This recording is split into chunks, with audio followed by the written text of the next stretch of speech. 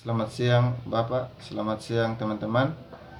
Perkenalkan, nama saya Daud Bora Bungetana, NIM 16 340 337, kelas B, reguler sore, semester 9, jurusan Sosiologi, Fakultas Ilmu Sosial dan Politik, Universitas Nusa Cendana.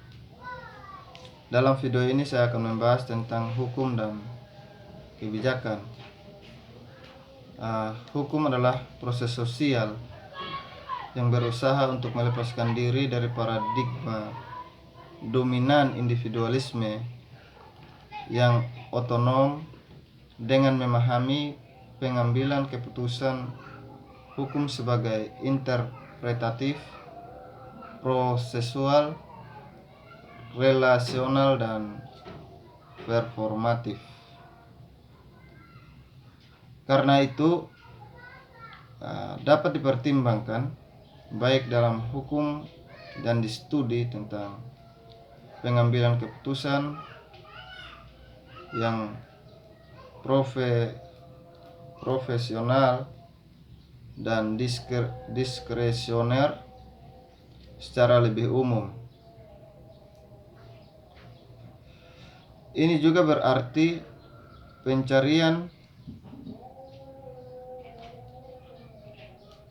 bahwa pencarian untuk reformasi dapat terus dibangun fondasi yang kokoh, mengenali karakter sosial yang esensial dari keputusan membuat atau memungkinkan kita untuk membuat sketsa agenda baru. Misalnya dalam upaya untuk mengurangi penggunaan hukuman penjara dan memikirkan kembali arti efisiensi. Konsepsi ini mendorong kita untuk tidak hanya memikirkan hukum dalam konteks pendekatan dalam konteks mungkin merupakan langkah maju dari formalistik, tetapi masih menempatkan pengambilan keputusan sebagai aktivitas individualistis. Di pendekatan konteks cenderung memperlakukan hakim individu otonom sebagai hakim titik awal yang bekerja berdasarkan peraturan resmi yang otonom. Sebagai hak, meskipun didukung dengan bekerja berdasarkan peraturan resmi yang otonom,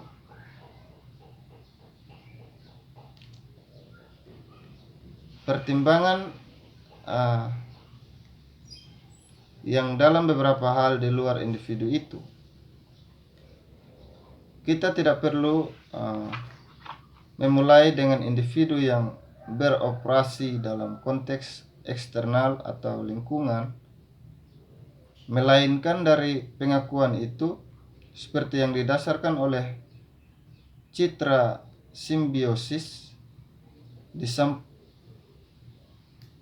setiap orang dan setiap hal adalah relasional.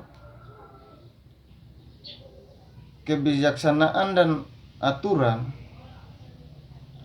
cenderung dikemukakan sebagai hal yang berlawanan, di mana Francois menyatakan bahwa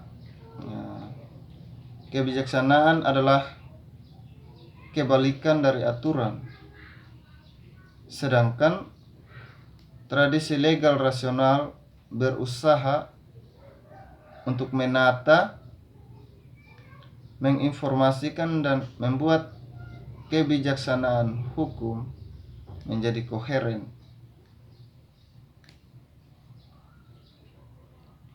Meski memendam normatif dan kontradiktif, kekhawatiran kedua tradisi memiliki asumsi yang sama.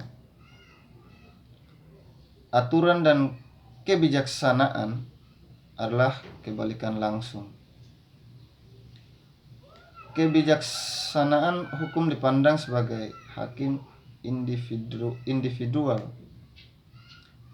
Ketiadaan aturan resmi berarti kebijaksanaan yang tidak terkekang. Artinya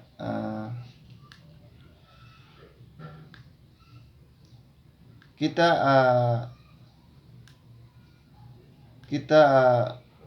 mempunyai kebebasan setiap individu.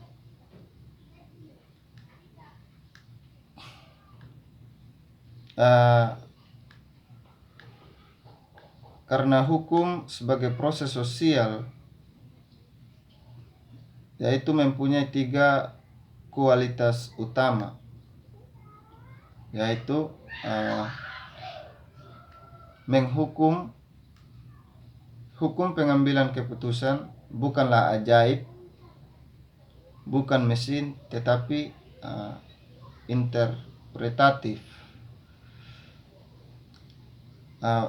Beasiswa dan kebijakan hukum berorientasi reformasi yang dominan pemikirannya.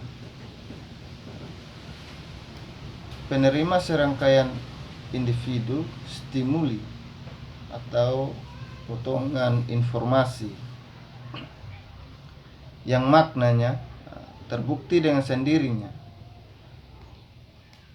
Itu agregasi dari rangsangan individu otonom. Ini diperkirakan akan diperoleh tanggapan dalam bentuk hasil hukuman.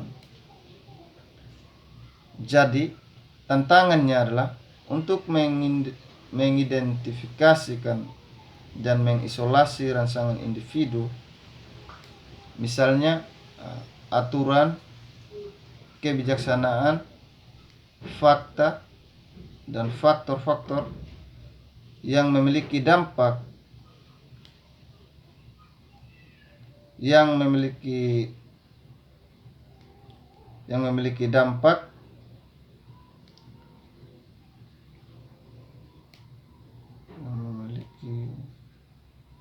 dampak paling intrinsik pada respon atau mishasil hukuman.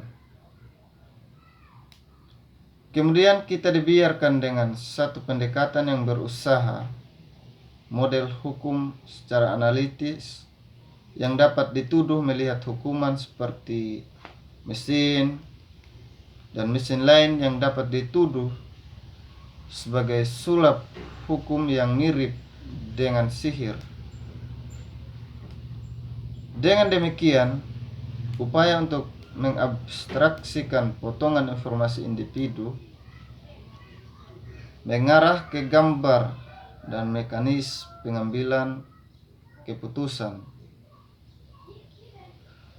Sebuah interpretatif pendekatan memfokuskan perhatian kita untuk mempelajari cara-cara praktis yang maknanya dibuat melalui koneksi antara informasi yang mungkin dipisahkan secara resmi. Ini membutuhkan fokus pembuatan akal dan komunikasi. Pengertian itu sebagai aktivitas yang rutin. Interaksi antara kode, petunjuk, dan isyarat. Yang kedua, hukum adalah prosesual.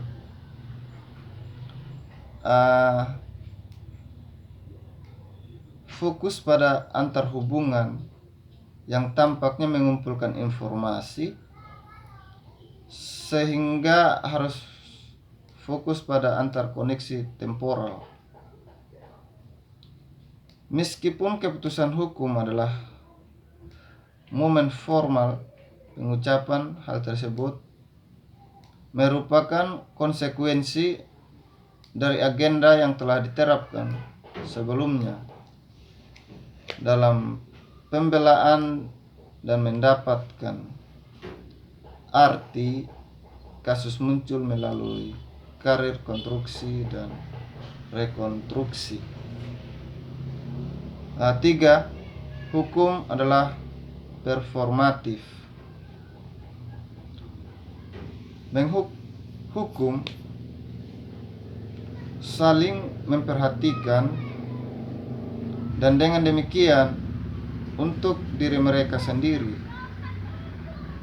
Mereka melakukan hal ini misalnya melalui kinerja peran profesional, berpartisipasi. Tidak berarti bahwa apa yang mereka lakukan adalah kepura-puraan atau tipuan. Kita semua melakukan peran yang diharapkan secara budaya sepanjang waktu. Gerakan bergaya adaptasi, bahasa, modulasi suara, perilaku, kiprah, sikap,